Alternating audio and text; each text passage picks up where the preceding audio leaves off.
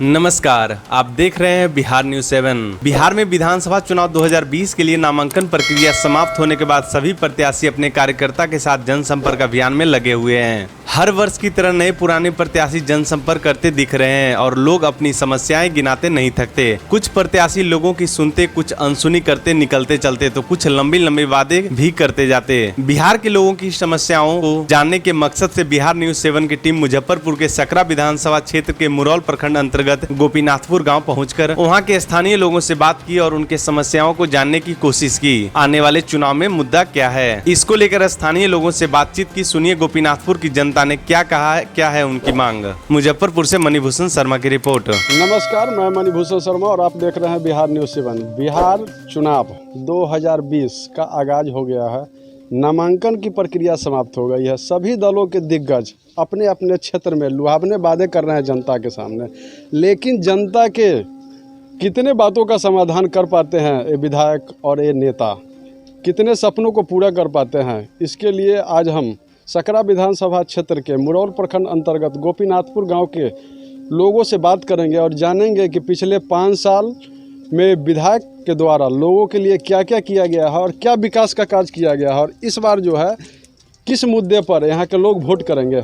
आइए हम बात करते हैं कि यहाँ के स्थानीय लोगों से कि उनकी मूलभूत समस्या क्या है और किस आधार पर इस बार लोग वोट करेंगे। तो हम अभी सकरा विधानसभा क्षेत्र के मुरौल प्रखंड अंतर्गत गोपीनाथपुर गांव में है और हम जो हैं अभी चुनावी मुद्दा पर बात करना, यहाँ के स्थानीय लोगों से बात कर रहे हैं कि इनकी मूलभूत समस्या क्या है और किस आधार पर इस बार का वोट करेंगे। आइए हम बात करते हैं गोपीनाथपुर के स्थानीय लोगों से। सर, 2020 का चुनावी फिर दंगल आ गया है। हर बार 5 साल में नेता आते हैं, वादा भी करते हैं, लेकिन वो नेता कितना वादा अपना पूरा करते हैं? देखिए, नेताओं के वादों को तो यहाँ कोरा माना जाता है। आज तक किसी नेता ने अपने 100% जनता पर खर्च नहीं किया। लेकिन वर्तमान की जो राजनीति है वह बड़ा ही कुत्सित राजनीति है। जितना कहा जाए, इसकी जितनी भी आलोचना की जाए वह कम होगी।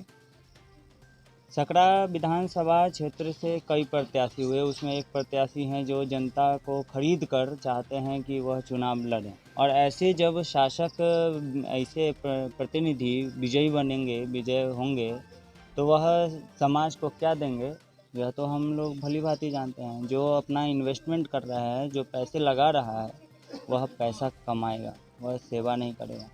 सर, अभी पिछले 5 साल में इस क्षेत्र का कितना विकास हुआ है?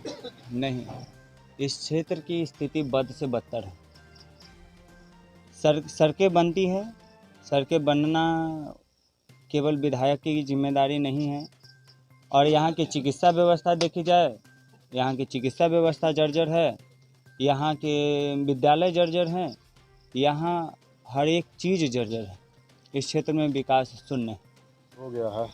सभी दलों के नेताओं द्वारा आपके पास पहुंच रहे हैं, समस्याओं को सुन रहे हैं, अभी निदान का भी आश्वासन दे रहे हैं, लेकिन क्या जीतने के बाद निदान करते हैं यहाँ के स्थानीय? जी, अभी हम लोगों के जीवन में तो ऐसा कोई नेता नहीं आया है जो कुछ भरोसा करके हम लोगों को कुछ दिलाएं।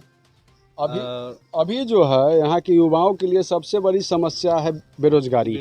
जी। तो क्या कोई इस मुद्दे पर बात करता है आपसे? जी नहीं, कभी नहीं।